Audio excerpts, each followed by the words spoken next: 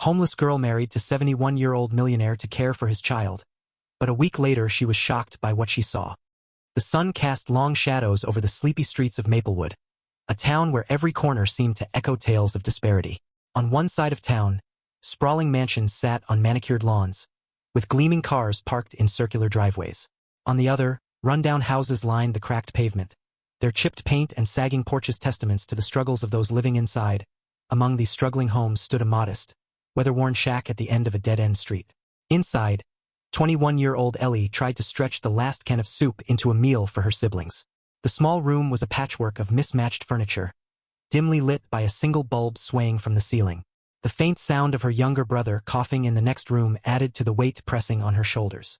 Ellie's face was etched with exhaustion, her eyes scanning the room where her siblings huddled under blankets.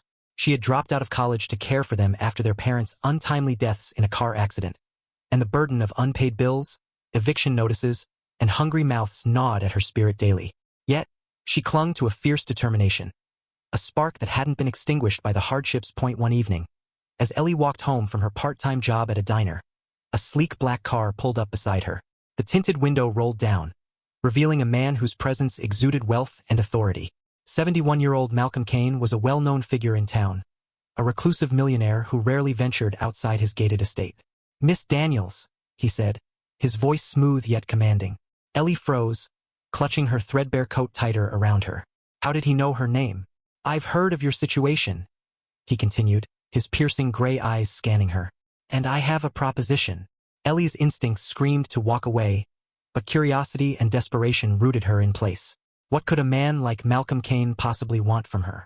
The next day, Ellie found herself standing before the imposing gates of Malcolm's estate.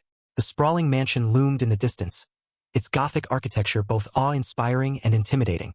She hesitated before stepping inside, her heart pounding with unease. Malcolm greeted her in his grand study, surrounded by shelves of ancient books and the faint aroma of aged leather. He wasted no time getting to the point. "I need someone to care for my 5-year-old daughter, Clara," he said, gesturing toward a portrait of a bright-eyed girl hanging above the fireplace. "In return, I will clear all your debts and ensure your siblings are taken care of." Ellie stared at him in disbelief. It sounded too good to be true, but then he added the twist. "But there's one condition. You must marry me." Her gasp echoed in the room. "Marry you?" she repeated, her voice barely above a whisper. Malcolm's expression didn't waver. "It's purely a formality, a legal arrangement. Clara needs stability, and society judges an unmarried man raising a child. You'll have access to everything you need, and in return, you'll keep my secrets." The weight of his words hung heavy in the air. Ellie wanted to scream at the absurdity of the proposal, but she couldn't ignore the images flashing in her mind. Her siblings' hopeful faces, the eviction notice on her fridge, the endless cycle of poverty that seemed inescapable. "I'll give you the night to think about it," Malcolm said, his tone brooking no argument. "But know this. Opportunities like this don't come twice." That night, Ellie sat by the window of her tiny bedroom, the cold seeping through the cracked glass. Her mind raced as she weighed the offer. She thought of her siblings, of the life she wanted for them. A life free of hunger and fear. Could she sacrifice her dignity, her freedom, for their future? Her best friend, Mia, visited, noticing the distress on Ellie's face. "What's going on?" Mia asked, concern lacing her voice. Ellie hesitated but eventually spilled the details. Mia's reaction was predictably explosive. "This is insane, Ellie. You don't even know this man. What if he's dangerous?" "I don't have a choice, Mia," Ellie said, her voice breaking. "If I don't do this, we'll lose everything. I can't let that happen." Mia shook her head, but she saw the resolve in Ellie's eyes. "Just promise me you'll be careful," she said, her voice softening. "You don't owe anyone your life." The following day, Ellie returned to Malcolm's estate. Her heart thudded as she entered the grand study once more. Malcolm looked up from his desk, his expression unreadable. "I'll do it," Ellie said, her voice steady despite the storm of emotions raging within her. "I'll marry you." Malcolm nodded, as if her answer had been a foregone conclusion. He handed her a stack of papers, contracts, legal documents, and a prenuptial agreement that outlined the terms of their arrangement. Ellie signed them with trembling hands, sealing her fate. "Welcome to your new life," Malcolm said, a faint smile tugging at the corners of his mouth. But something about his tone sent a chill down Ellie's spine. Ellie's transition into Malcolm's world was jarring. She moved into his sprawling estate, her siblings' financial needs taken care of almost instantly. But the opulence around her felt like a gilded cage. The staff, though polite, seemed to watch her every move, their whispered conversations stopping whenever she entered a room. Clara, Malcolm's daughter, was a shy but sweet girl who quickly warmed up to Ellie. They spent their days exploring the vast gardens, painting in Clara's playroom, and reading bedtime stories.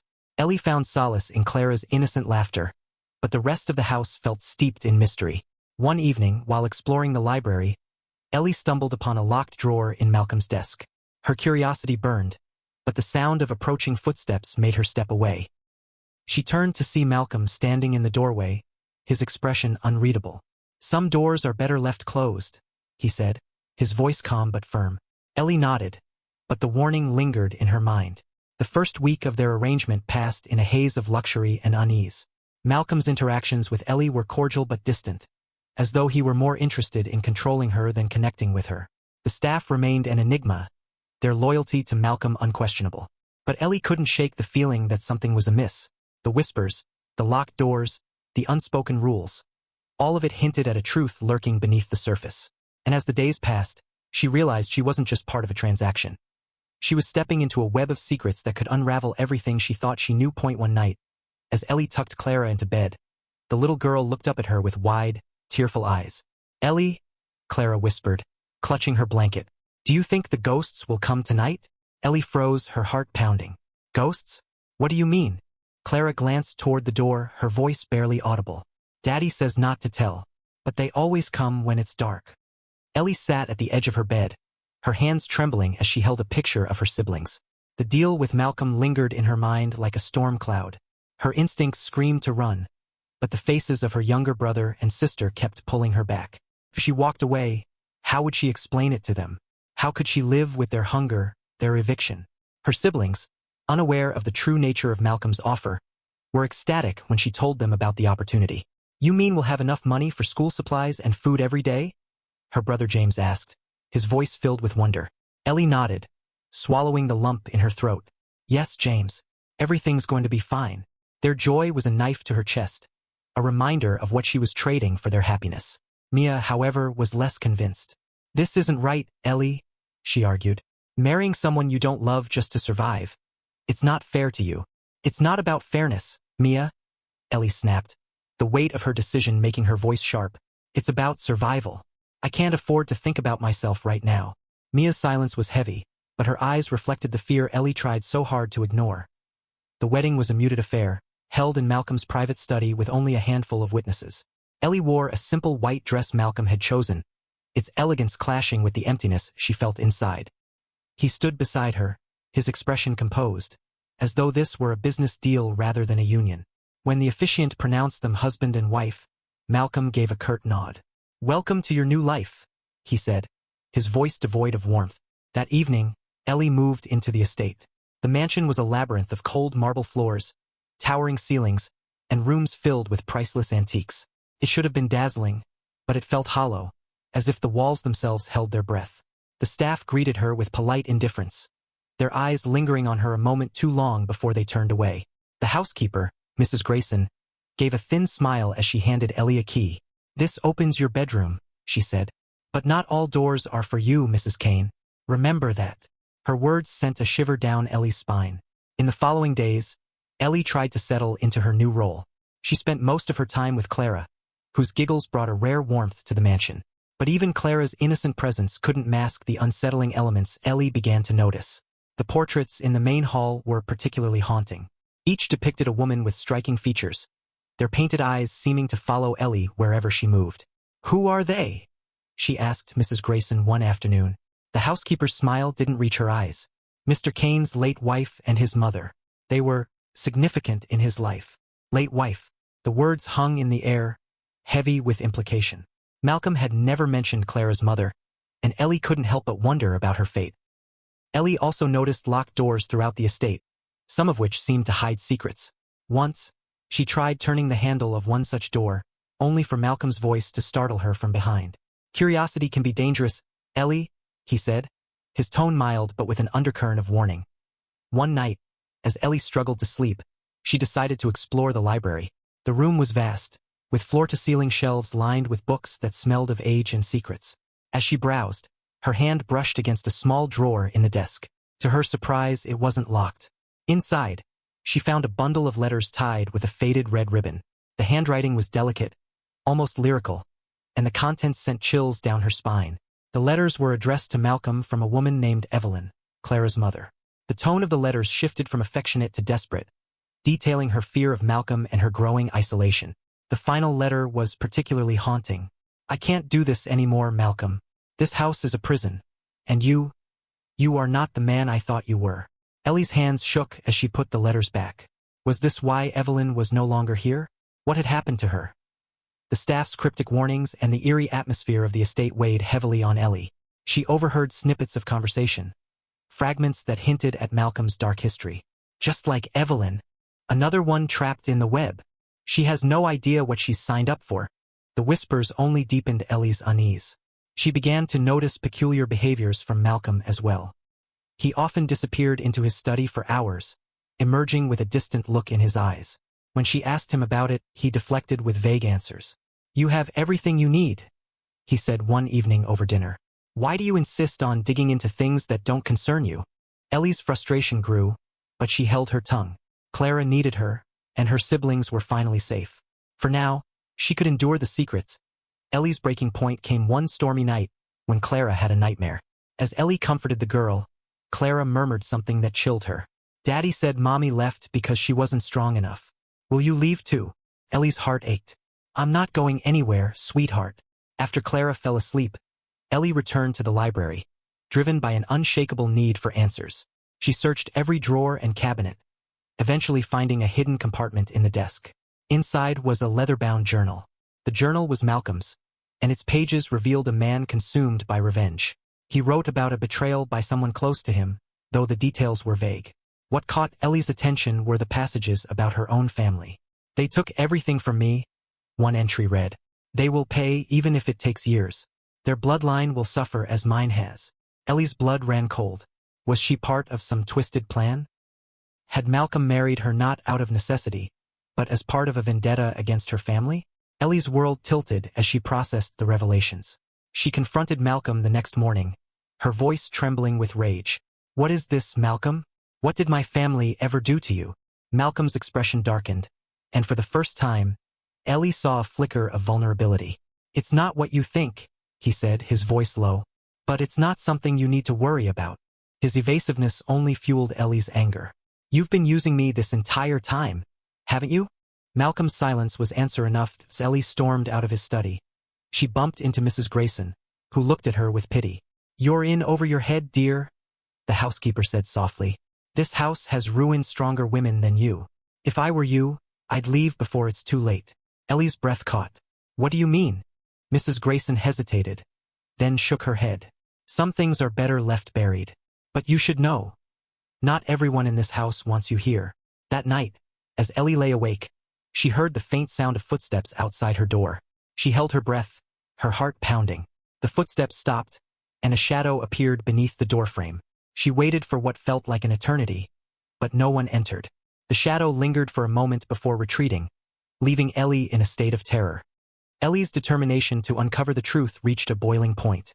The cryptic warnings, locked doors, and Malcolm's journal entries painted a picture of a man haunted by his past. But she needed more. She returned to the library late at night, determined to find what Malcolm was hiding. She found the key to the locked room in Malcolm's study, tucked beneath a false drawer lining. Her heart pounded as she stood before the heavy oak door at the end of the west wing. Turning the key, she braced herself for what lay beyond. The room was a shrine to the past, a museum of Malcolm's pain and obsession. Portraits of Evelyn hung on every wall, her face captured in moments of joy that now seemed hauntingly frozen. A dresser displayed her belongings: jewelry, letters, and a faded photograph of Malcolm holding a baby Clara with Evelyn by his side. But the most chilling discovery was a series of newspaper clippings and documents pinned to a corkboard. They detailed her own family's financial dealings and the collapse of Malcolm's first business decades ago. Her father's name was circled repeatedly, accompanied by scrawled words: traitor, thief, destroyer. A final letter caught her eye, written by Evelyn herself. "Malcolm, this obsession is destroying us. What happened in the past was not Ellie's fault. Let it go before it consumes you. Ellie's hands shook as she pieced it together. Malcolm blamed her family for his downfall. Evelyn had tried to stop him, but it was clear she had failed. She turned to leave but froze when she saw Malcolm standing in the doorway, his expression unreadable. "You shouldn't be here," he said quietly. That Ellie's fear gave way to anger. "How could you do this? You've been using me, using my family, as pawns in your sick revenge." Malcolm's face hardened. "Your father destroyed my life. He drove me to bankruptcy, humiliated me, and left me with nothing. Everything I built afterward was a testament to my resilience.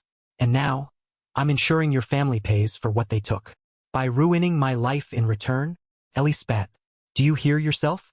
This isn't justice, Malcolm, it's cruelty. My father is dead. My siblings and I had nothing to do with this." Malcolm's voice rose, shaking with emotion. "Your family built their fortune on my suffering. You're living proof of the life I was denied. Do you expect me to forgive and forget?" Ellie stepped closer, her voice trembling with fury. "I expect you to be better. You lost everything because of my father, and now you're repeating his mistakes. Look at what you've become. You're destroying people just like he did." Malcolm's resolve faltered for a moment, but his anger quickly returned. "You don't understand, Ellie. You never will. I've been betrayed too many times to trust anyone. Not Evelyn, not your family, and certainly not you." The air between them crackled with tension. Ellie's chest tightened as she realized Malcolm wasn't going to let her leave easily. "I can't stay here," she said, her voice steady despite her fear. "I won't be a part of this." Malcolm's gaze darkened. "And where will you go? Back to poverty? You think you can walk out of here and take Clara with you?" Ellie's heart sank at the mention of Clara. She had grown to love the little girl, but she couldn't let herself be trapped. Gathering her courage, she pushed past Malcolm, determined to leave. Malcolm grabbed her arm. "Ellie, think about what you're doing," he warned, his grip tightening. She wrenched free, her voice rising. "No, Malcolm. You think money gives you power over people, but it doesn't. Not over me." Ellie bolted down the corridor, her heart pounding in her chest. She could hear Malcolm's footsteps behind her, his voice calling her name with a mix of anger and desperation. Ellie raced through the darkened mansion, her breath coming in ragged gasps. The hallways seemed endless, the portraits on the walls twisting into grotesque faces in her panicked mind. She needed to get to Clara. She found the girl in her bedroom, clutching her stuffed rabbit. "Ellie," Clara's voice trembled. "What's happening?" "It's okay, Clara," Ellie whispered, scooping her up. "We're going to be okay." Carrying Clara, Ellie headed for the front door, but Malcolm intercepted her in the grand foyer. His face was a mask of fury and heartbreak. "Ellie, don't do this," he shouted. "You'll regret it." "Maybe," Ellie replied, her voice defiant, "but I'd rather regret leaving than regret staying." Malcolm lunged for her, but Ellie dodged, clutching Clara tightly. She ran for the side entrance, her pulse roaring in her ears. Ellie made it to the garage and climbed into one of Malcolm's cars. Her hands shook as she fumbled with the keys, but she managed to start the engine. The car roared to life, and she sped down the winding driveway, leaving the mansion behind. In the rearview mirror, she saw Malcolm standing in the doorway, his figure illuminated by the dim porch light. For a moment, she thought she saw him slump against the doorframe, his shoulders sagging as though the weight of his choices had finally crushed him. As the mansion disappeared into the distance, Ellie's grip on the steering wheel tightened. She glanced at Clara, who had fallen asleep in the passenger seat, her stuffed rabbit clutched tightly. Ellie's fear began to give way to a fierce determination. Malcolm's plan to destroy her family had failed, but the scars of his vendetta ran deep. She vowed to protect Clara and her siblings, to rebuild their lives without the shadow of Malcolm's wealth and manipulation. For the first time in years, Ellie felt a glimmer of hope. She had faced her fears, stood up to a man who had tried to control her, and emerged stronger. The road ahead was uncertain, but it was hers to choose. The night Ellie drove away from Malcolm's estate was the longest of her life. She drove through the quiet town streets, past the opulent neighborhoods and into the simpler, more familiar part of town. For a moment, she parked in a dimly lit gas station and cradled her head in her hands, trying to calm her racing thoughts. She had everything she needed to expose Malcolm's dark secrets. The letters, the journal, and the stories Malcolm himself had unwittingly revealed in moments of anger. For years, he had hidden behind his wealth and power, manipulating everyone around him. Now Ellie was determined to bring his actions to light. The next day, Ellie reached out to a trusted journalist known for taking down corrupt elites. At first, the journalist Olivia Reyes was skeptical. Do you realize what you're accusing him of? Olivia asked, her sharp eyes scanning Ellie's disheveled appearance. Yes, Ellie replied, sliding Malcolm's journal and Evelyn's letters across the table. And I have proof. Olivia spent hours reviewing the documents. With every page she turned, her expression grew more serious. Finally, she leaned back and said, "This could destroy him." Ellie nodded. That's the point. The exposé hit the news like a thunderclap. Headlines read, "Reclusive millionaire's dark secrets exposed. The vendetta against a family, a tragic past, and manipulation of the vulnerable." The story included damning details of Malcolm's actions, from his calculated marriage to Ellie to the mysterious circumstances surrounding Evelyn's death. As the story spread, Malcolm's empire began to crumble. Business partners severed ties, citing moral concerns, and former employees came forward with their own accounts of mistreatment and intimidation. The authorities launched an investigation into Evelyn's death, reopening the case that had been ruled a tragic accident years ago. For the first time in decades, Malcolm's untouchable facade began to crack. A week later, Ellie saw a news report of Malcolm being escorted from his mansion in handcuffs. His once proud face was pale, his expression haunted. The reporter's voiceover explained that he was facing charges of fraud, coercion, and obstruction of justice. Ellie felt a strange mix of relief and sorrow. Malcolm had been a monster in many ways, but she couldn't forget the man who had loved his daughter and mourned his past. Even monsters had their tragedies. Months passed, and life began to settle into a new normal for Ellie. She and Clara moved into a modest but comfortable apartment. Clara started attending school and quickly made friends, her laughter once again filling the spaces around Ellie. Sitting on the couch one evening, Ellie looked through a scrapbook she had started. It contained clippings from the exposé, photos of her siblings smiling in their new school uniforms, and even a picture of Clara holding her stuffed rabbit. The memories of her time at the estate felt distant now, but the lessons she had learned remained sharp. She thought back to Malcolm's words, his obsession with revenge, and how it had consumed him. In contrast, Ellie realized she had found strength in letting go. Ellie used the money she earned from sharing her story with the press to pay off her family's debts and enroll in online college courses. Her dream of becoming a teacher was within reach again, and she found joy in planning for the future. One day, while walking Clara to school, Ellie paused to watch her siblings playing on the swings nearby. James waved at her, his smile wide and carefree. "You did it," Mia said, walking up beside her. "You got them out of that mess, and you didn't let him break you." Ellie smiled, a tear slipping down her cheek. "I didn't do it alone," she said, "but I'm proud of where we are now." The story ended not with Malcolm's downfall but with Ellie's rise. She had faced a man who embodied control, wealth, and revenge, and she had come out stronger. She had rebuilt her family's life from the ashes of their struggles, proving that resilience and courage could overcome even the darkest trials. As Ellie walked home that evening, the setting sun painted the sky in hues of orange and gold. For the first time in years, she felt truly free. 5 years had passed since Ellie walked away from the mansion, leaving behind the shadows of Malcolm Kane and his web of secrets. Her life now was a stark contrast to the one she'd once lived. Ellie stood in front of a classroom, her voice steady and confident, as she guided a group of third graders through a lesson on history. The room was filled with the hum of eager young voices, the scrape of pencils, and the soft rustle of notebooks. Among the students was Clara, her bright smile a daily reminder of how far they had both come. After class, Ellie packed her books and walked to the playground, where Clara ran ahead to join her friends. Watching her, Ellie felt a swell of pride. Clara was thriving, happy, confident, and no longer burdened by the weight of her father's legacy. Malcolm's story had become a cautionary tale, whispered in legal and business circles and retold in news articles dissecting his rise and fall. His obsession with revenge had not only destroyed him but had left a ripple effect of pain for those around him. Yet, Ellie couldn't help but feel a pang of sadness when she thought of him. He had been a man who let his grief and betrayal consume him, and in doing so, he had pushed away the few who truly cared for him. His fortune, once a symbol of his power, now sat in limbo, tied up in legal battles and endless disputes. Ellie had chosen not to claim anything from his estate, refusing to let his tainted wealth touch her new life. Instead, she built her future with her own hands, a testament to her resilience and determination. But even as Ellie found peace, there were moments when Malcolm's shadow seemed to linger. Once, while cleaning out an old box of belongings, Ellie came across a letter she didn't remember packing. It was written in Malcolm's distinctive handwriting, dated just a few days before his arrest. "Ellie, you were right. I've let revenge consume me for too long, and it has cost me everything. Perhaps in another life, I could have been the man Evelyn wanted me to be. I hope you'll find the happiness I never could. Take care of Clara. She deserves a life free from my mistakes.